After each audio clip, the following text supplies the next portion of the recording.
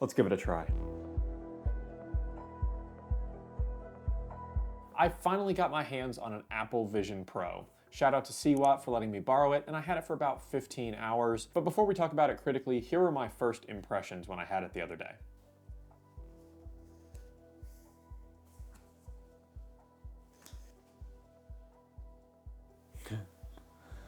The eye tracking is, once you get it calibrated, it's unbelievable.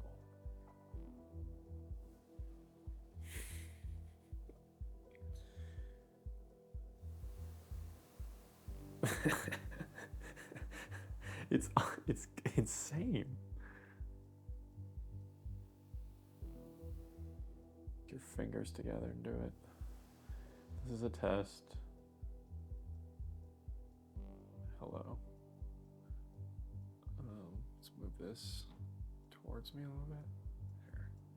Put it right next to the camera. But you stay over here. Wow. Let's try watching a video.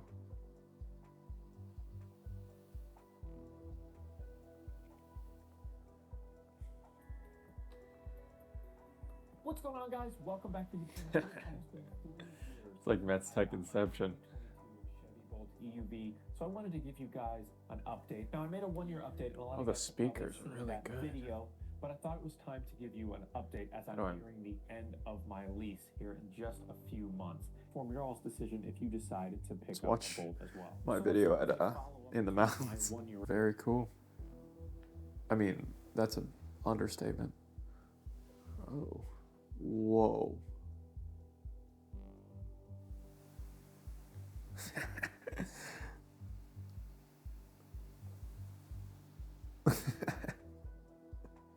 Oh, it's insane.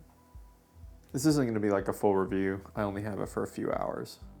This is just my raw, unfiltered look. Let's do that dinosaur thing. See, I want that butterfly.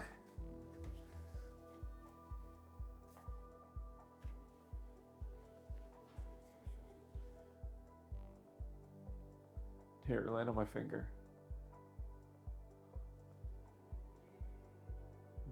Come here, butterfly. Let's make it again.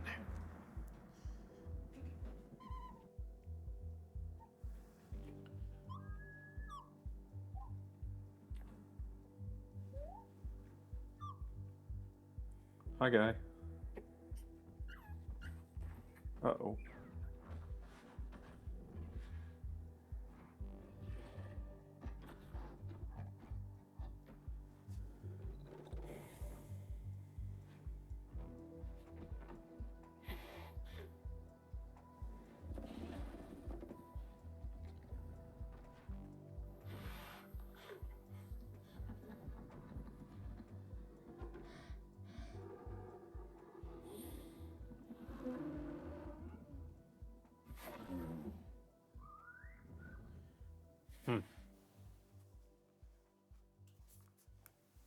Wow. So as you can see, I was absolutely giddy using this thing for the first time, and I think that's going to be the majority of people's first impressions of the Apple Vision Pro. You're going to be absolutely blown away by how intuitive it is to use and just how neat the concept in general is. And that's even coming from someone who absolutely loves technology and is pretty ingrained in this stuff on a regular basis. Even I was like, this is unbelievable. I would take it off and go do something else, and I just want to come back, put it back on, and start playing with it again. And personally, I'm extremely sensitive to motion and sound and light flickering. There's a lot of things that I can and can't do due to those things. Like, it's even hard for me sometimes to play video games, especially games like Guitar Hero or kind of Dance Dance Revolution type games where stuff's coming at you really fast like this and your eyes are bouncing all over the place. It makes me really, really dizzy and nauseous extremely quickly. To the point when even when I went over to hang out with my buddy Colin, he does the podcast with me, Metz Talk. If you haven't subscribed, go check it out. But I was over there at his place and I was just watching him play VR on the TV. Didn't even have the headset on myself. I was just watching it on the TV and I had to look away. I couldn't look directly at the TV. That's how dizzy it made me. So that was the only reason I didn't jump right in and buy one for myself right off the bat, is because I just really wanted to try it first, see if it made me feel bad, and then consider investing $3,500 to $4,500 into this AR/VR headset. I found the virtual space to be much more kind of motion sickening than the pass-through, obviously. But really, it's kind of unbelievable how neat it is to interact with and how intuitive it is. Once you get the eye tracking set up, you just kind of reach out and grab a window and just pull it towards you, or push it further away, or move it over here, or you bring keyboard closer to you and then you just, hit the keys like that. It just works how you would think it would work. You don't have to have any controllers with buttons on it. You don't have to master any kind of specific hand gestures. You don't have to hold your hands in a certain place. Kind of like the original iPhone when Steve Jobs was like, you want to zoom in, you just zoom. You want to swipe, you just swipe. And it just works how you'd think it would work. How we're ingrained to interact with our devices these days is exactly how this type of thing works. It's all just there. You highlight things by just looking at them with your eyes, and you just select by pinching your fingers together. It's just so smart and intuitive, and it just makes sense. So I had it for about 15 hours, about 4 days ago. And since then, I've had time to digest, really think about how it would actually fit into my workflow, and kind of get over some of the kind of first time impressions or infatuation with the device. And I think this is kind of the thing that we're seeing across, the internet, is that a lot of people are kind of getting over the initial hype and craziness and how cool it is, and they're starting to return the devices. I've seen whole threads on Twitter of people saying, I'm returning for this reason, I'm returning for that reason. And I get it. It feels very much like a Generation 1 product, which it is. Like I said, this is Apple's first venture. They're not gonna knock it out of the park the first time. Now, I am gonna get my hands on another one and do kind of a more comprehensive review and what it looks like in my day-to-day life. But a couple things off the bat that I really liked and things I didn't like. Obviously, things like the eye tracking are unbelievable. Everything is so sticky and so solidly tracked into the space, both virtual and real, life pass-through. And it's almost scary how well it works. For example, I went over to my brother-in-law's house and we were testing it out, and I went and put a YouTube video window in his office, and then I put Apple Music in the living room, and I had just set them like almost wall-size canvases of these different applications. And then I was just walking from room to room with pass-through, and I'd turn around and you could see it kind of transparently through the wall, and as you'd walk back in, it would come into full view. Just unbelievable how sticky everything is.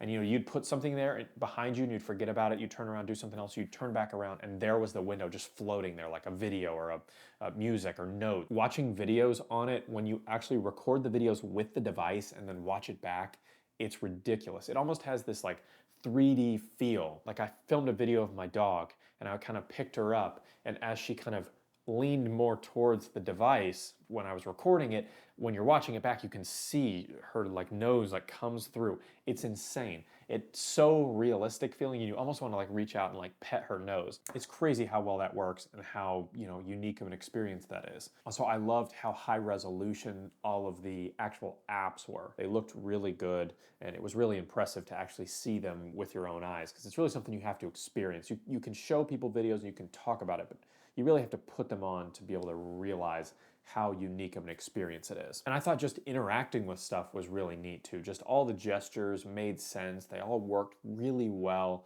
And I just didn't have a lot of complaints. So with that being said, let's talk about some of the things that I didn't like as much and some areas where they can really improve this thing. First and foremost, they need to let multiple people log into this device. It should not be locked down to just one person. So I should have been able to open a separate account with a separate login and been able to use all of my stuff on there and not just his stuff. That could have changed everything for my demo purposes. It'd also be really nice if the eye tracking did a setup every time a new user put on the headset. So when you do change it out, it does recognize like if your eyes are further apart, and you have to press down on the crown and it will kind of pull over and like highlight these green areas so it locks onto your eyes. But that doesn't mean that the eye tracking itself is set up to work with your eyes. So for example, if I were to put it on, set up the eye tracking, and then give it to my wife to put on, her eyes are a little bit different in positioning and shape, and so it doesn't automatically track it. So you'd have to go into settings every time and redo the eye tracking. Otherwise, like if you looked at stuff, it wouldn't lock on exactly right until you reset up that eye tracking. So I think they need to add a way for multiple users to be on there, and then have an automatic setup for when a new user puts it on to recalibrate the eye tracking.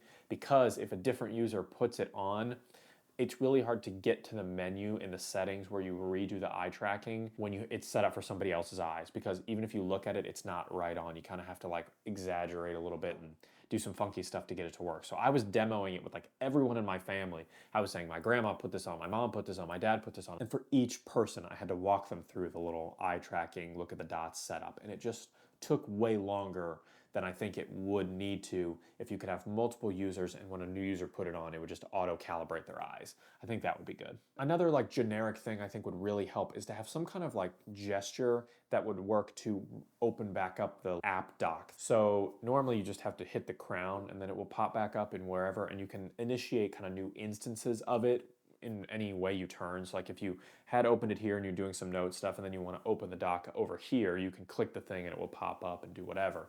That's great, but sometimes you don't want to have to reach up and touch the device over and over and over. You just want to use your hands. So if there was some kind of gesture, like a, I don't know, like a closed fist, or like a 3-finger swipe up, or something like that, that it could register as a, hey, we want to pull back up the app dock, that would be really helpful. Honestly, maybe there was and I just missed it, but that would be really helpful if they kind of introduced you to some of those hand gestures to tell you how it worked, or to add in those gestures to let you do more things so you don't have to interact with the device as much. The point with these devices is you want to feel like you're not actually wearing anything. So the lighter, the smaller, the less invasive, and the less you have to interact with the physical device, the better for the overall kind of immersive experience. And I thought it was really interesting that Marques Brownlee made a video a couple days ago where he talked about not having the ability to have shared experiences. That's something that I thought of right away when I put this device on. And I think that will happen. I truly, truly believe these types of things will happen. It's just a matter of getting these things into developers' hands and getting them in the hands of more and more customers so that Apple's able to develop these different avenues. Speaking of developers, there is a stark lack of applications that you can actually use on this. There's no native YouTube app. I think there's one in development though. It's just a pretty limited set of applications. It reminds me a lot, not only of when the iPhone came out, but that had no app store. This at least has an app store, but almost like when the original Apple Watch came out, how there was just almost no apps that you could use, and the ones that you could use were like super gimmicky. That's kind of where we're at with the Vision Pro. So it's just a matter of time before apps come along that are actually usable and beneficial, and not just kind of gimmicky experiences or kind of almost like ported iPad apps that just open in like semi-transparent windows that float. You know what I mean? It needs to be kind of a more cohesive integration into Vision OS. That will be a huge game changer for this thing. So when I used it the other day, I was just kind of infatuated with it. I was like, I'm going to get it. It's just a matter of time. And while I still think I will eventually get one, I think I'm going to wait. And the reason is just I don't want it to become a $3,500, $4,500 paperweight that sits on my desk over there. I want it to be something that is able to integrate into everything I do on a daily basis. I'm a video editor, I'm a content creator, so I need it to work in those different avenues. And I'm not saying it can't now in a limited sense, but I want to wait until it matures a little bit so it can really become a tool that I use on a regular basis, and not just something that is kind of maybe gimmicky that I use for a little bit and then just start to kind of get tired of because of its limited functionality. And to be completely honest, $3,500 to $4,500 is a ton of money. Most people cannot afford that for something like this, especially with the limited amount of boxes that it can currently check.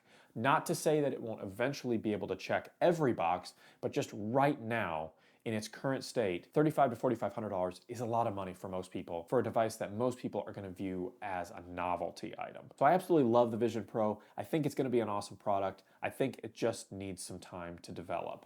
And I'm fine with giving Apple that time. I believe that they're going to make it excellent. They've done that with every other product up until this point. You've watched it grow, you've watched it mature and develop, and it's become something that I use every single day, or my AirPods that I use every single day, or my phone that I use every single day. There's so many products that are integral parts of my life, and I think the Vision Pro could become that. It's just not that right now. So that was my experience with the Apple Vision Pro. What about you guys? Have you gone to the Apple Store, tried a demo? Have you bought one for yourself?